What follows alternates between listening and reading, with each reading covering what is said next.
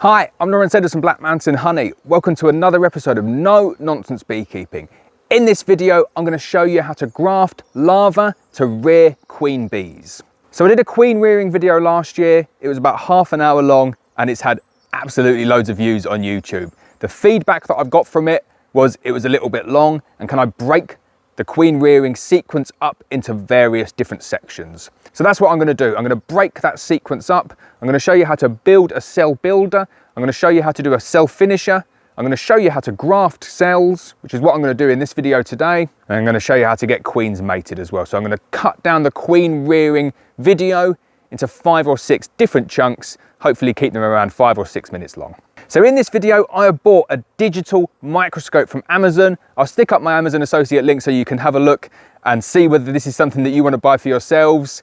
I'll get the caveat straight out of the way. I do not recommend this for grafting. So this is an amazing tool for having a look inside the cells and just having a little bit of a play. It's completely impractical for grafting, as you'll see later on in this video. And the reason for that is due to that angle in which you need to approach the larva to get the larva out of the cell. So I'm going to show you how to do it on this microscope, and you're going to see why I do not recommend this microscope for actually grafting your larva if it's something that you can't see. You're much better off with some sort of magnification glasses, because then you can actually get in at the right angle. So talk to you a little bit about the tools first. I've got 2 different grafting tools here. I've got a stainless steel grafting tool, which is just a bent piece of metal with a curved end, and then I've got a Chinese grafting tool.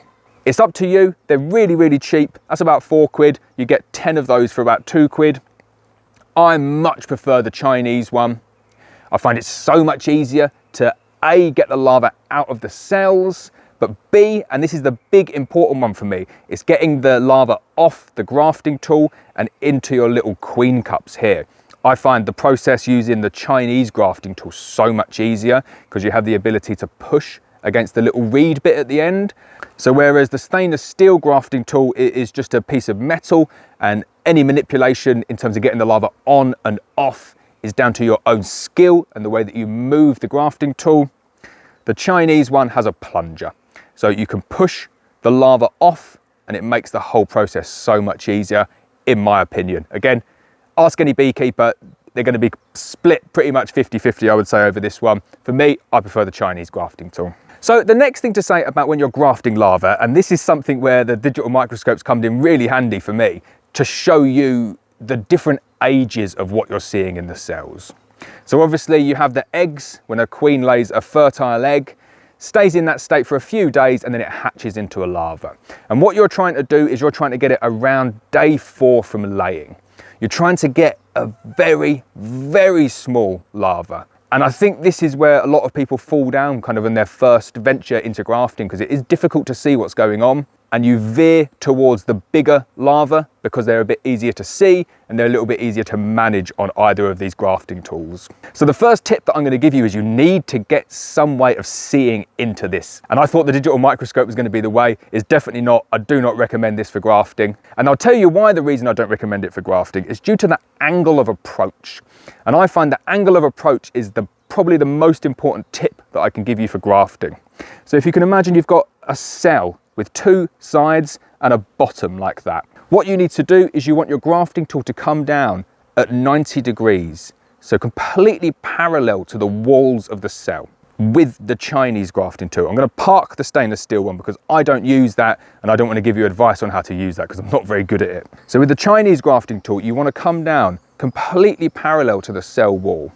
And then you've got this flexible tip on the end, and the flexible tip will allow you to bend round the bottom of that cell and get down underneath the very small larva. And that is how you get the larva out and onto the grafting tool with the minimal amount of damage possible. And that is what it's all about. You need to pick the right age of larva, which is around 4 to 5 days, nothing older than that. You need to get that angle of approach correct, so coming in right down the side wall, and then you need to scoop up underneath it, and then you need to get that larva from the cell into your queen cup with as minimal damage as possible. Now, if you can do that and you can line up a whole frame of larva on a grafting cell, then I reckon that's 95% of the difficulty of queen rearing out of the way. That is the difficult bit done.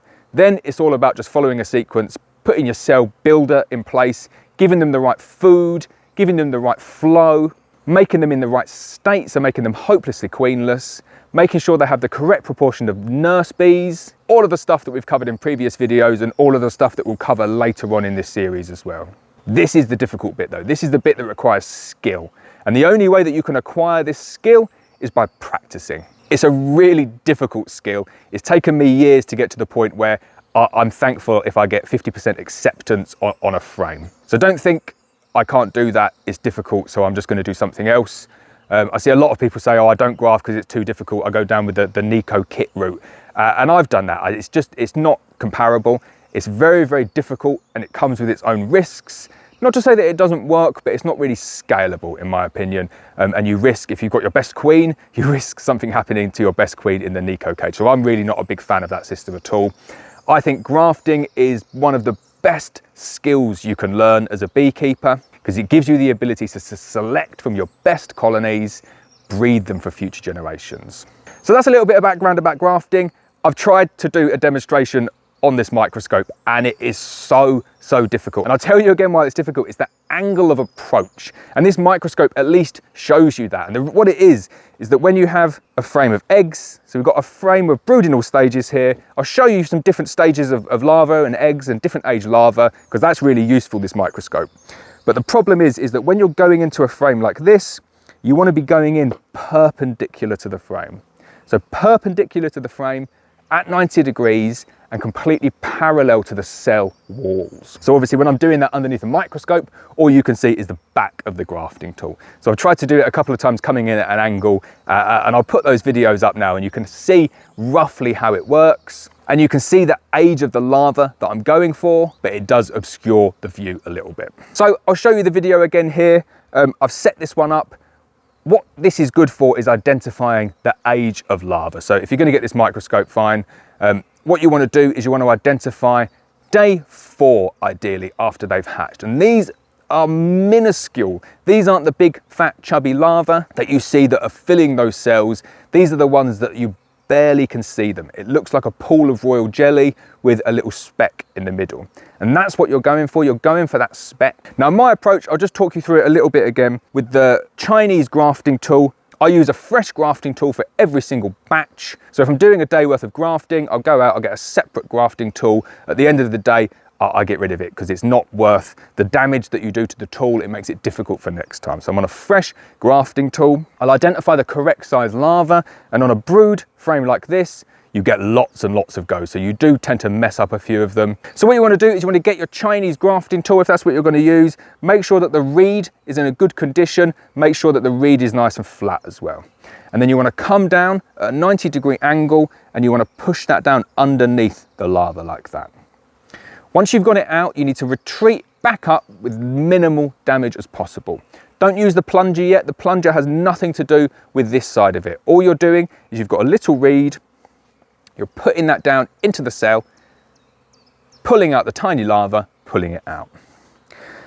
Then at that point, you want to take your queen cups. So then once you've got your larva on your grafting tool, what you do again is you go down 90 degrees to the actual cell cup and parallel to the wall. So you're coming down at the same angle like that, and you want the reed to bend.